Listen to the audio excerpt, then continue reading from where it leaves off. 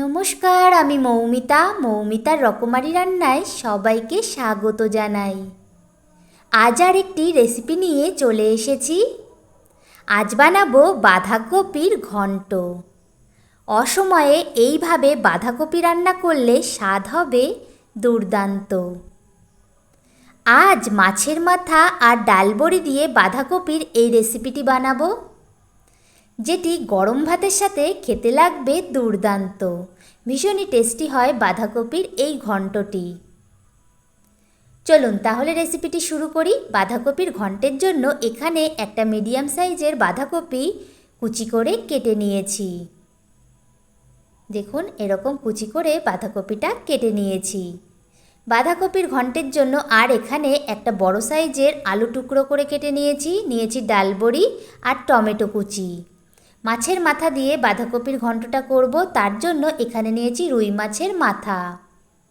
এবারে গ্যাসটা অন করে একটা কড়াই বসিয়ে কড়াইয়ের মধ্যে দিয়ে দেব কুচি করে কেটে রাখা বাঁধাকপির টুকরোগুলো। এখন যেহেতু বাঁধাকপির সময় না, তাই বাঁধাকপিটা জলে একটু ভাপিয়ে নেব। এই অসময়ে বাঁধাকপি ঠিকঠাক রান্না না করলে খেতে কিন্তু ভালো লাগে না, কেমন একটা গন্ধ বের হয়। তাই বাঁধাকপিটা একটু ভাপিয়ে নিলে গন্ধটাও কেটে যায় আর খেতেও কিন্তু ভালো লাগে।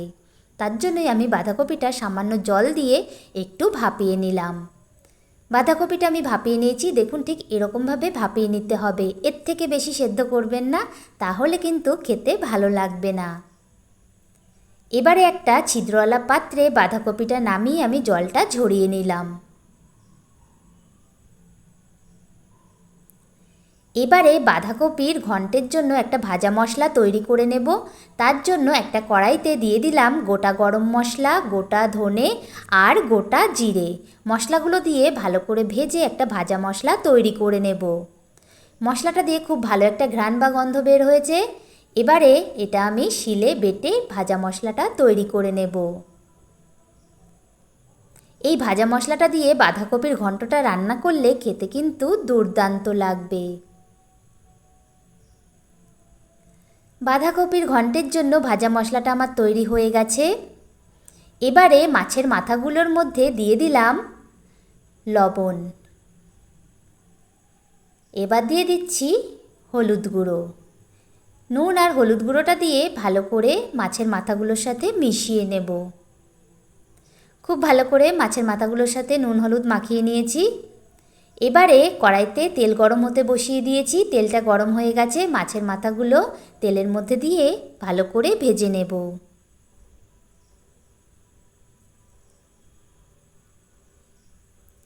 মাছের মাথাগুলো ভালো করে ভেজে নিয়েছি। এবারে মাছের মাথাগুলো একটা পাত্রে উঠিয়ে নিলাম।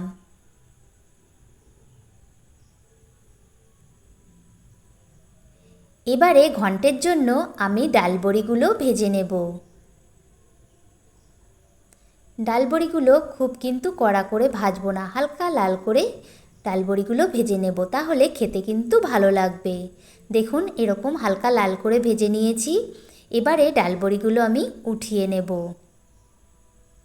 ডালবড়ি ভাজার পর যেটুকু তেল ছিল তার মধ্যে দিয়ে দিলাম আলুর টুকরোগুলো। আলুর টুকরোগুলো দিয়েও হালকা লাল করে ভেজে নেব, তাহলে খেতে কিন্তু ভালো লাগবে। হালকা লাল করে আলুর টুকরোগুলো ভাজা হয়ে গেছে। এবারে একটা পাত্রে আলুর টুকরো আর ডালবড়িগুলো উঠিয়ে নিলাম। বড়ি আর আলুর টুকরোগুলো ভাজার পর যেটুকু তেল ছিল তার মধ্যে আর সামান্য তেল দিয়েছি। তেলটা গরম হয়ে গেছে। এবার এর মধ্যে ফোড়ন দিয়ে দিলাম গোটা তেজপাতা, গোটা গরম মশলা। গরম মশলাগুলো একটু থেতো করে নিয়েছি। এবারে এর মধ্যে দিয়ে দিলাম গোটা জিরে। ফোড়নটা দিয়ে খুব ভালো একটা ঘ্রাণ বা গন্ধ বের হয়েছে। এবার এর মধ্যে দিয়ে দিলাম 1 চামচ আদা বাটা, দিয়ে দিলাম লাল বা পাকা লঙ্কা বাটা। আপনারা এখানে শুকনো লঙ্কা বাটাও দিতে পারেন। এখানে আমি 2 চামচ লাল বা পাকা লঙ্কা বাটা দিলাম। এবার এর মধ্যে দিয়ে দিচ্ছি ধনে আর জিরে বাটা। এখানে আমি 2 চামচ ধনে জিরে বাটা দিলাম। এবার দিয়ে দিচ্ছি টমেটো কুচি। এখানে একটা বড় সাইজের টমেটো কুচি করে কেটে এর মধ্যে দিয়ে দিলাম। এবার দিয়ে দিলাম স্বাদ মতো নুন আর দিয়ে দিলাম হলুদ গুঁড়ো। সব কিছু দিয়ে এবার মশলাটা খুব ভালো করে কষিয়ে নেব। মশলা যত বেশি কষাবেন রান্নার স্বাদ কিন্তু তত ভালো আসবে, তাই মশলাটা ভালো করে কষিয়ে নিতে হবে।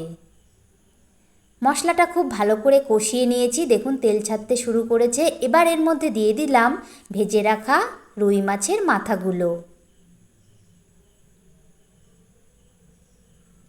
মাথাগুলো দিয়ে খুব ভালো করে মশলার সাথে মিশিয়ে নেব। ঘন্ট রান্নার জন্য এখানে মাছের মাথাগুলো ভেঙে নেব, তাহলে ঘন্টটা কিন্তু দারুণ একটা স্বাদ আসবে। দেখুন খুন্তির সাহায্যে আমি মাছের মাথাগুলো ভেঙে নিচ্ছি। মাছের মাথাগুলো ভেঙে নিয়েছি। এবারে এর মধ্যে দিয়ে দেব ভেজে রাখা আলুর টুকরোগুলো। আলুর টুকরোগুলো দিয়ে ভালো করে মশলার সাথে আবারও একটু কষিয়ে নেব। আলুগুলো ভেজে রান্না করার ফলে খেতে কিন্তু খুব ভালো লাগবে, তাই আলুগুলো একটু ভেজে নেবেন, তাহলে দেখবেন খেতে খুব ভালো লাগবে। আলুগুলো দিয়ে ভালো করে কষিয়ে নিয়েছি। এবার এর মধ্যে দিয়ে দিলাম ভেজে রাখা ডাল বড়িগুলো। ডাল বড়িগুলো দিয়ে মশলার সাথে আবারও একটু মিশিয়ে নেব। সব কিছু খুব ভালো করে মিশিয়ে নিয়েছি। এবারে এটা একটা পাত্রে উঠিয়ে নিলাম। এবারে ওই একই কড়াইয়ের মধ্যে দিয়ে দিলাম সেদ্ধ করে জল ঝরিয়ে রাখা বাঁধাকপিটা। বাঁধাকপিটা দিয়ে হালকা করে একটু ভেজে নেব, তাহলে বাঁধাকপির ঘন্টটা খেতে কিন্তু ভীষণ ভালো লাগবে। হালকা করে বাঁধাকপিটা একটু ভেজে নিয়েছি। এবার এই বাঁধাকপির মধ্যে দিয়ে দেব সেই মশলার সাথে কষিয়ে রাখা মাছের মাথা, আলু আর বড়িগুলো। সব কিছু দিয়ে খুব ভালো করে এবার বাঁধাকপির সাথে এটা মিশিয়ে নেব। এখানে আমি পেঁয়াজ রসুনের ব্যবহার করিনি, আপনারা চাইলে এখানে পেঁয়াজ রসুনেরও ব্যবহার করতে পারেন। খুব ভালো করে এটা মিশিয়ে নিয়েছি। এবারে একটা ঢাকনা দিয়ে ঢেকে 3 থেকে 4 মিনিট মিডিয়াম আঁচে এটা রান্না করে নেব। ততক্ষণে ঘন্টর জন্য একটা চালের গুঁড়োর পেস্ট তৈরি করে নেব। তার জন্য একটা পাত্রে আমি 2 চামচ চালের গুঁড়ো নিয়েছি, তার মধ্যে পরিমাণ মতো জল দিয়ে ভালো করে মিশিয়ে চালের গুঁড়োর পেস্টটা তৈরি করে নিলাম। এবারে 4 মিনিট পর আমি ঢাকনাটা তুলে নিলাম। এখানে আমার আলুর টুকরোগুলো ভালোভাবে সেদ্ধ হয়ে গেছে, আর বাঁধাকপিগুলো ভাপিয়ে নেওয়ার ফলে খুব সহজেই সেদ্ধ হয়ে গেছে। আর দেখুন খুব ভালোভাবে গা থেকে তেল ছেড়ে দিয়েছে। এবারে এর মধ্যে দিয়ে দেব 1 চামচ চিনি। চিনিটা দিলে বাঁধাকপির ঘন্টটা খেতে কিন্তু ভীষণই ভালো লাগবে। আপনারা চাইলে চিনিটা বাদও দিতে পারেন, কিন্তু চিনিটা দিলে ঘন্টর স্বাদটা আরও বেড়ে যাবে। চিনিটা দিয়ে ভালো করে মিশিয়ে নিয়ে এবার দেখুন মাঝখানটা একটু ফাঁকা করে নিয়ে সেখানে আমি চালের গুঁড়োটা দিয়ে দিলাম। চালের গুঁড়োর পেস্টটা দিয়ে খুব ভালো করে এবার ঘন্টর সাথে মিশিয়ে নেব। এখানে চালের গুঁড়োটা দেওয়ার ফলে ঘন্টটা আঠালো হবে আর খেতেও কিন্তু দারুণ লাগবে। চালের গুঁড়োর পেস্টটা দিয়ে ভালো করে মিশিয়ে নিয়েছি। এবার এই ঘন্টের উপর দিয়ে ছড়িয়ে দিচ্ছি ভাজা মশলাটা। এই ভাজা মশলাটা দেওয়ার ফলে ঘন্টর স্বাদকে আরও বাড়িয়ে দেবে। এই ভাজা মশলাটা দিয়ে ভালো করে মিশিয়ে নিলেই আমার তৈরি হয়ে গেল মাছের মাথা ডাল বড়ি দিয়ে বাঁধাকপির ঘন্ট। অসময়ে বাঁধাকপি খেতে ভালো না লাগলে অথবা বাঁধাকপি দিয়ে কেমন একটা গন্ধ বের হলে এইভাবে বাঁধাকপি রান্না করে খেয়ে দেখুন, দুর্দান্ত লাগবে। বাঁধাকপির ঘন্টটা আমার একদম তৈরি হয়ে গেছে। এবারে এটা একটা পাত্রে উঠিয়ে নেব। গরম ভাতের সাথে এই বাঁধাকপির ঘন্ট হলে আর কিছু লাগবে না। 1 থালা ভাত খাওয়া হয়ে যাবে এই বাঁধাকপির ঘন্ট দিয়ে। আজকের এই মাছের মাথা ডাল বড়ি দিয়ে বাঁধাকপির ঘন্টের রেসিপিটি আপনাদের কেমন লাগলো কমেন্ট করে জানাবেন, আর ভিডিওটি ভালো লাগলে একটা লাইক করে দেবেন, আর আমার চ্যানেলটি প্লিজ সাবস্ক্রাইব করে দেবেন। সবাই ভালো থাকবেন। আজ তাহলে ভিডিওটি এখানেই শেষ করছি। ধন্যবাদ।